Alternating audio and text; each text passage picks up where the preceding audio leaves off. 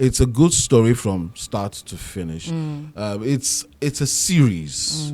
So for those who are not fans of series, you might not find this interesting. It's a 6-episode piece. I asked myself, how much did Femi Adebayo give to Chioma or Chioma Akpotha to kiss in the movie?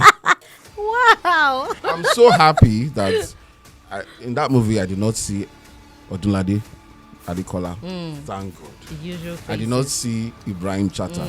Thank God. So at least, yes, those guys have been in all the movies since January to December. They should take a rest. I think when I watched this movie, one of the first things I noticed is that I feel it's time for Femi Adebayo to try something else. Like what? I'm really happy to be a Yoruba person because they actually, made that movie so believable. How do you guys say it? Omo Yoruba. Omo Yoruba ni mi o. Swagger. Gig.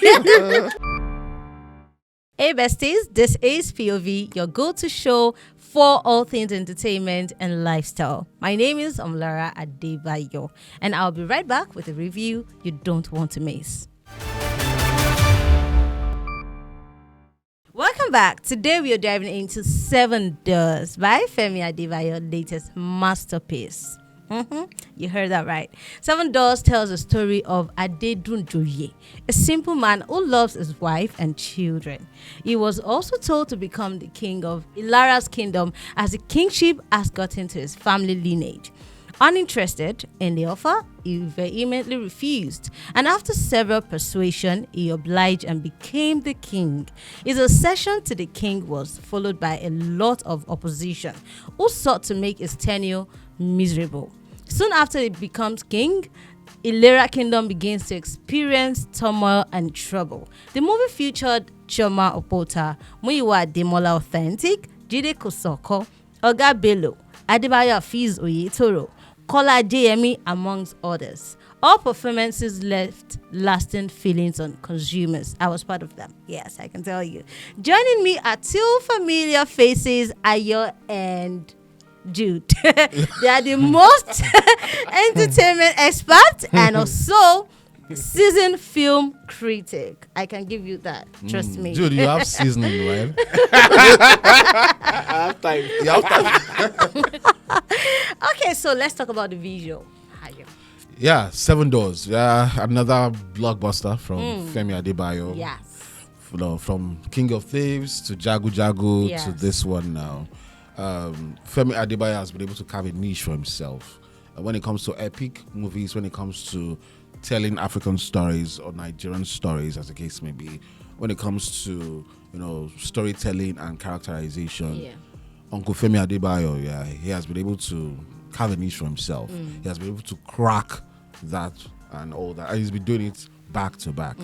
So 7 Doors, when the trailer came out, I was like, man, this is going to be a very interesting piece.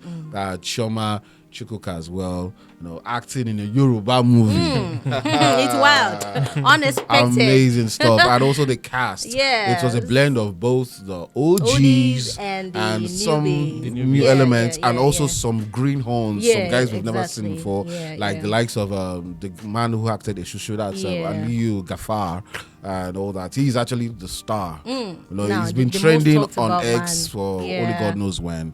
So it's been it's a good effort from Femi Adebayo, and I can't wait to really dig deep into this. How familiar are you with the movies Femi Adebayo takes out there? What is he to you? Okay, so watching Femi Adebayo from way back, Yoruba hood. Nollywood. No, I use the word. I don't know why you use the word. Right? Yes, because we know him from acting Yoruba movies a lot. You understand? So all those Nollywood of those Asian Yoruba movies and stuff like that, and so later on without seeing him, upgraded, to cinema movies. You understand? This is something that I give accolade to him every time. It's not every time you have to just be in one box.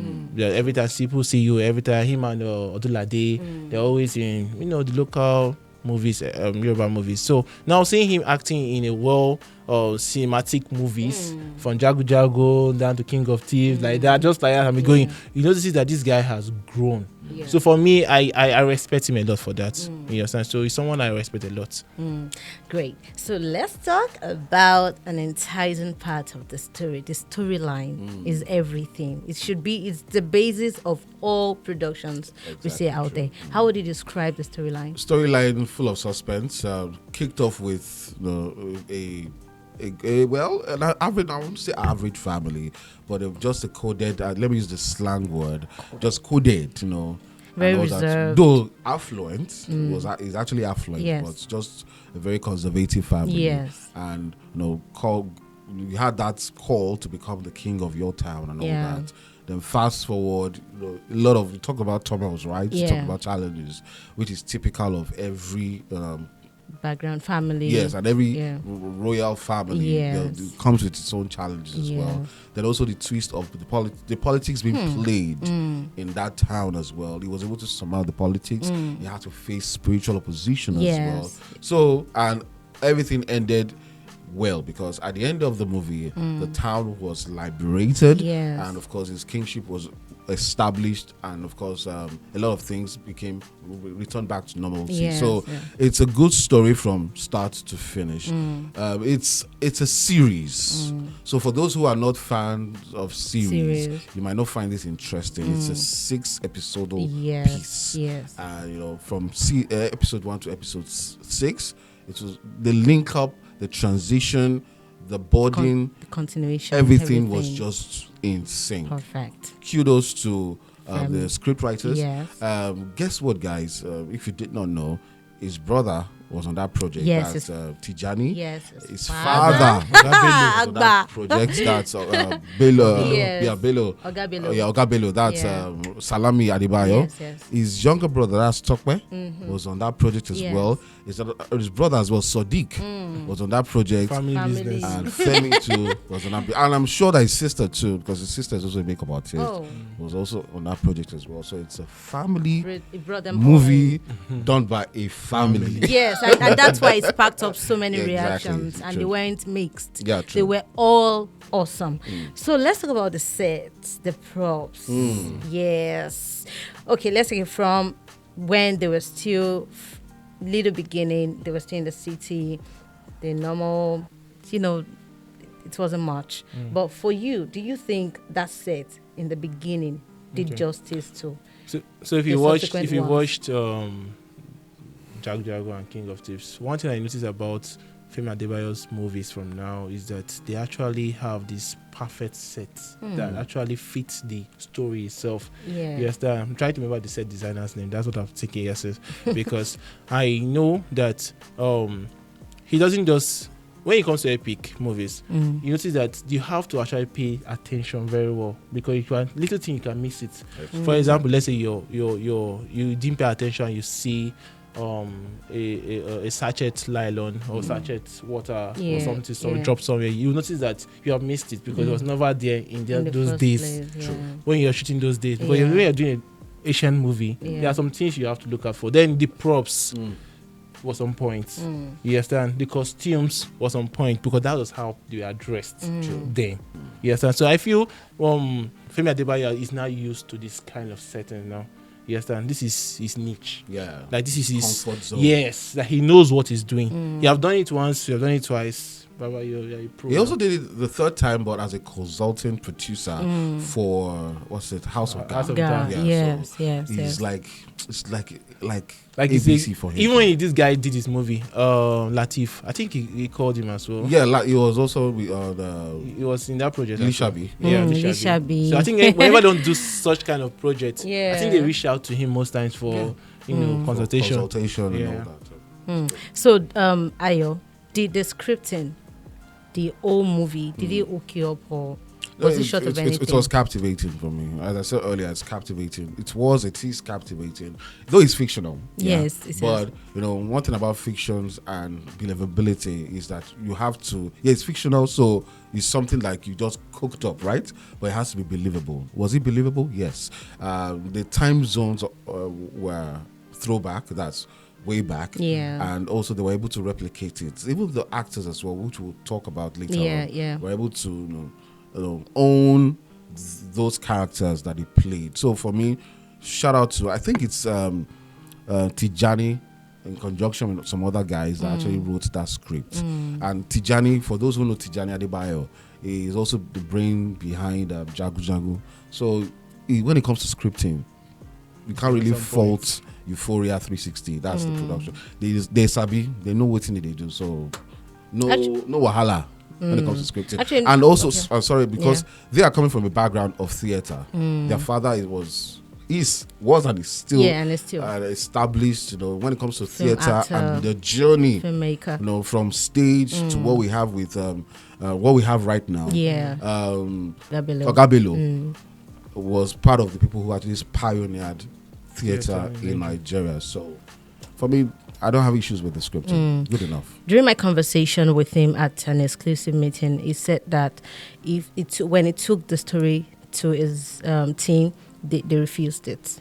So I didn't quite know why. He said they didn't believe in the production. It was when it came out all out that they were amazed by the outcome. So this brings me to ask, what do you think makes a good story? For me, I feel originality first. Then I'm also a big fan of history.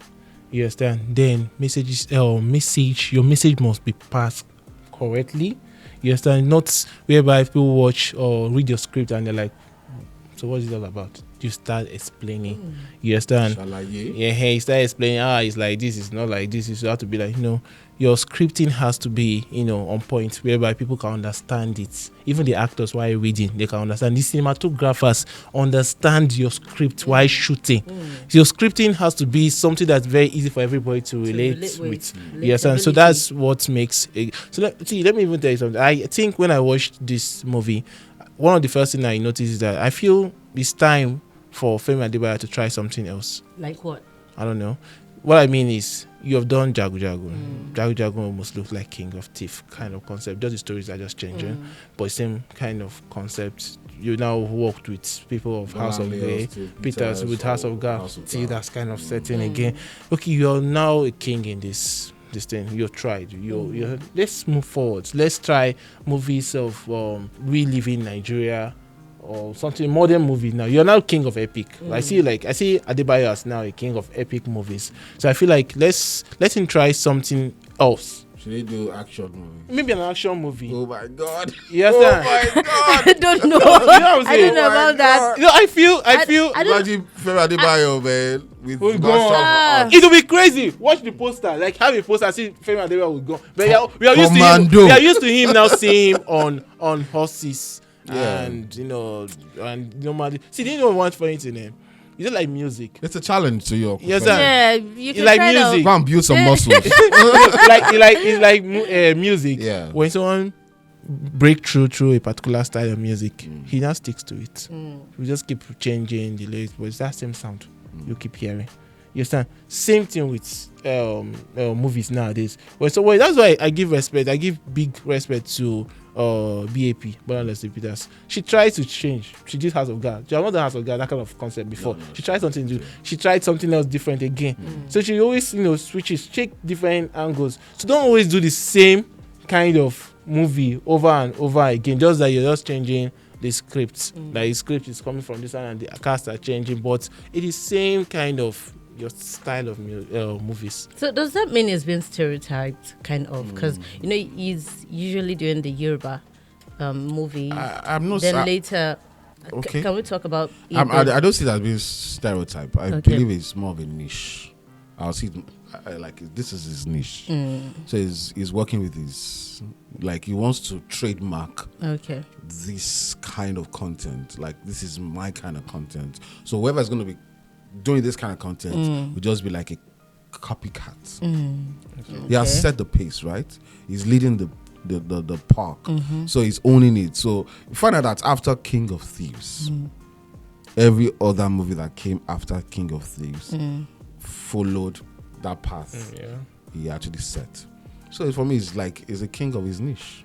Just like you would have Odunlade in his own niche as well. So if it's working, so why change? It's working for him. Why? It's working for him because he can also do a biopic or a historical movie again.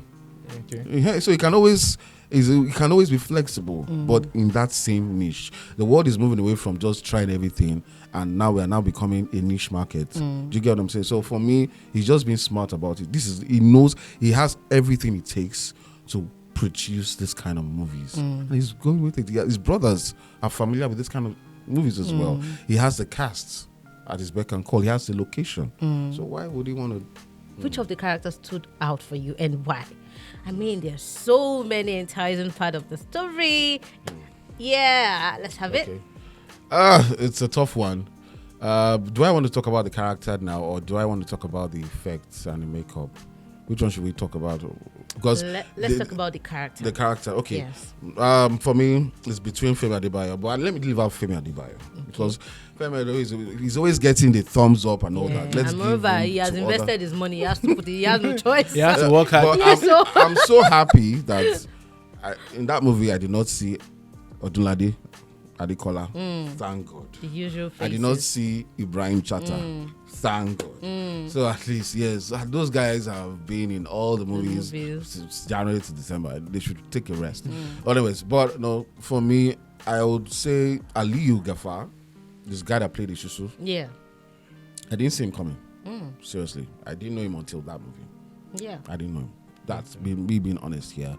Muyiwa Authentic, that's Muyiwa. I'm trying to remember his surname now. But Authentic, that's what we call him. Ademola, yes. Yeah. Also did quite well. Then last but not least, Chioma Akpotha. Hey! So it's between these three. But because Muyiwa Authentic, Ademola, we all know how he can impose his character. And it's between Aliu Gafar and Chioma Akpotha. But I'll give it to Chioma Akpotha, and this is why. Because Chioma Akpotha, she's an Igbo lady, but if you watch the movie, we found out that she embodied her character so well. That role of being a wife, a supportive wife, emotional at some point, depressed at some point.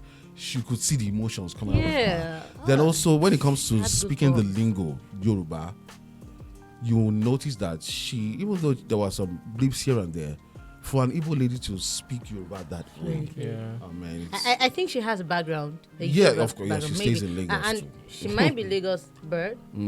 She's based in Lagos, yes. I'm sure she would have rehearsed and rehearsed. Take 2, take 3, and take 9. not just rehearsing to sound like Yoruba, but as you're speaking, you're also interpreting and you're portraying that character, embodying that character. Did you hear the intonation? It sounded so pure, like a Yoruba person was speaking. Exactly, it was flawless. The height of it. And when I saw the trailer, I was like, Chioma is in this movie. He's Femi Adebayo. Wow, we never saw that coming.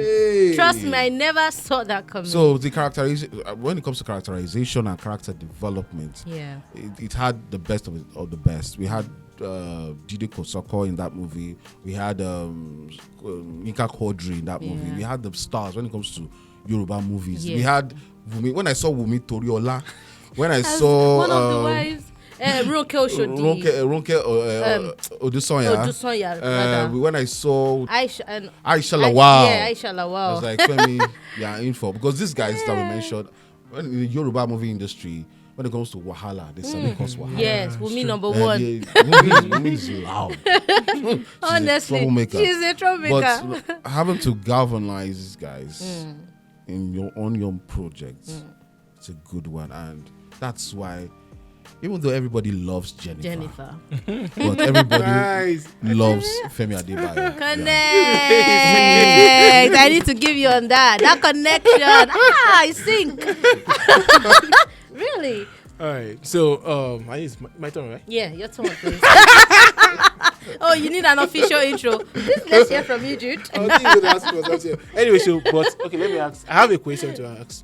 So, I ask myself, how much did Femi Adebayo give to Chioma Akpotha or Chioma Akpotha to kiss in the movie?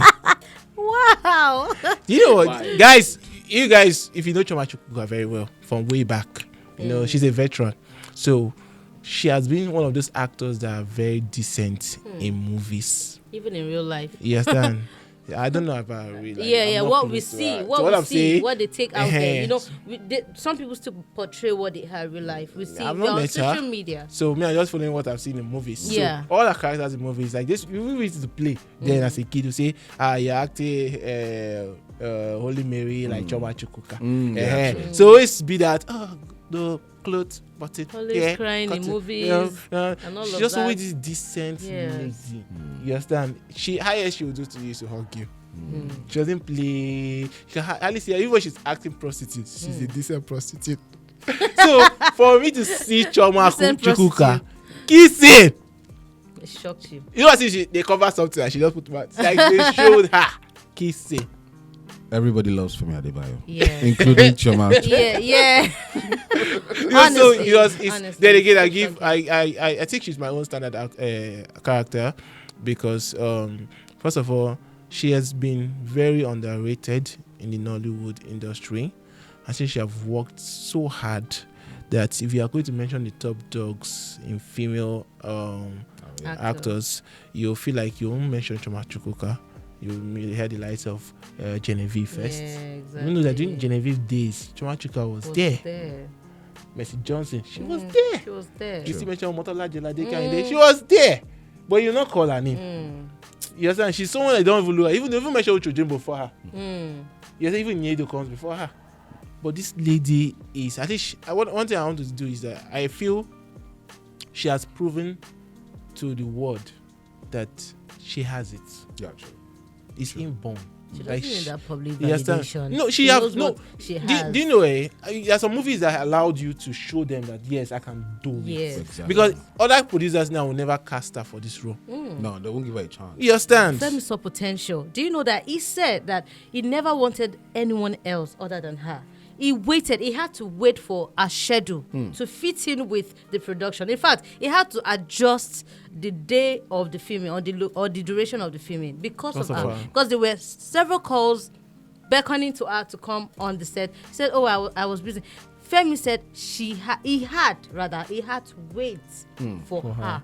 That is to tell you that he saw something different in him, something unique that he thought because that she could play out, and she did. And because she did it so well. From now on, you see that so many they start rushing Chioma. And I know exactly. That's what I wanted to say. Odunlade want to act Chioma. They're often that way. Once one person tries one actor out, all of them just rush to them, and they start. Whenever they go back to our OGs and most of them were forgotten and bring them back to limelight. I'm always happy. Just like when they brought Chidimoke Meba. Shantytown. They brought him back, and then everybody's now using Chidimoke Meba, a bad guy in every. It's like a villain in every movie now. So same thing now. Chioma Akpotha, she was breaking out again. Also, Shola Shulbo too. Yeah, exactly. And that was how they she now turned to yeah. Wow. So we have talked about all of those characters and all. Or is there still anything you'd like to add to it? Before we roast or toast? Yes. We have to talk about the makeup and effects. Yeah. Please, can somebody that is close to Akim effects just tell him that? What exactly do you want to prove? We know that you are the number one SFX in Nigeria. So what else are you trying to prove? Did you see the BDS of that movie when it comes to the build-up? It was massive. The makeup? Go to his Instagram handle. Do you get what I'm saying? Akim as when Adeyemi turned when he depicted the role of the old person that was asking for death. Yes, like 170 years man. Do you see what he carved? Did you see it? Wow. Now, if you watch, it's an episodal movie, so go watch episode 3. Yes, that accident that happened, the log, the truck carried the log and all that, and it fell down the road and killed quite a number of people. That part. Go watch the what BTS. happened there. It's in episode 3. Akim effects is now becoming something for me. The effect SFX is actually what made that movie stick to that movie. So are you saying that Nigeria is ready to do movies like X-Men? No, because wait, X-Men. We are getting there. No, X-Men. Well, we have a superhero movie. well, this is like a superhero movie. I'm saying. No, but we are ready we are localizing or customizing our own effects. It's not you can't compare it to Hollywood. Yeah. Akim I don't know. Hakeem is now becoming something else in the industry, and that's why anytime he does a project, I'm always happy because I know how it started for him. Okay.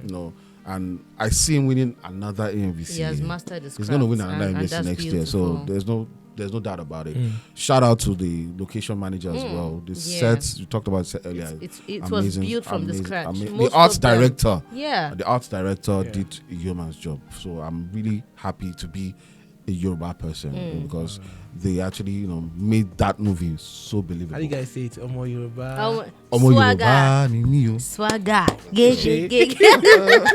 Okay, so people, I've been seeing comments on Instagram, different platforms, social media platforms, and they say, they never expected the turnout of that 7 doors not to be in actual doors. Okay, they thought it was going to be knocking on 7 doors. It's a metaphor, actually. Yes. Yeah. It was metaphorical, and that's the beauty of it. It never gave them what they expected. Yeah. So unpredictable to the core. Even the intro to the movie, you saw 7 women, each of them one after the other falling into the water and all that. Someone was just controlling African magic. They was just controlling. We couldn't predict what would happen next, but it's creativity. That's what we call suspense, right? Yes. So guys, the final stage, he's here. And you guys will be the determinant for us to know if it's going to be a toast or roast. Should we have Jude first? Yeah, please. Don't be cynical, please. Okay, Jude. Is it a toast or a roast? Okay. And is it worth recommending? All right. Let me start by saying season greatest. Why is that? What's this now? That is just You know why I say season greatest? Because it's time to enjoy your holiday. Yeah. You understand? So most of us will be running to the cinemas to watch movies. I know someone just asked me, POV guys, which movie should I watch this festive period? We've got a lot for you guys. Understand? So one of the movies you watch, it should be your number 1 or your number 2, is 7 Doors. Endorsed. Bam. It simply means it's what? A toast. Correct. Correct. Uncle Femi, congratulations. Another congratulations is coming to you, Ayo. What else should I say now? I don't know. You have to give us a verdict. It's the number 1 series on Netflix. Number 1 has been on the number 1 spot for only God knows when. I don't see any movie or any series usurping it. You sure? I don't see anything. This year, I don't see anything happening. I don't see anybody usurping it. No, series. Series. I thought you were saying movie. No. Movies that go like 4. Series. And that's one thing they did different amongst the rest of the movies that came out this season. Netflix this year, 2024, I think we've had about 4 series. Niger series now. That's I think Inside Life was there. Oluture 2 was there. The Postcard was there too. Then this one, that's 7 Doors. For me, it's the best series on Netflix 2024. Right now. Yeah, right now and for 2024. Yeah, so okay. It's a toast. Great. I'm happy to hear that. Wow, it's been a beautiful moment with these 2 awesome people on set. And what's your verdict? Is it a roast or a toast? Let us know in the comment section. Don't forget to subscribe to iBrandTV for more hot takes and exclusives. I am still Muyiwa Adebayo. Stay tuned, stay connected, and stay jiggy until we come to your doorstep next time. Bye for now.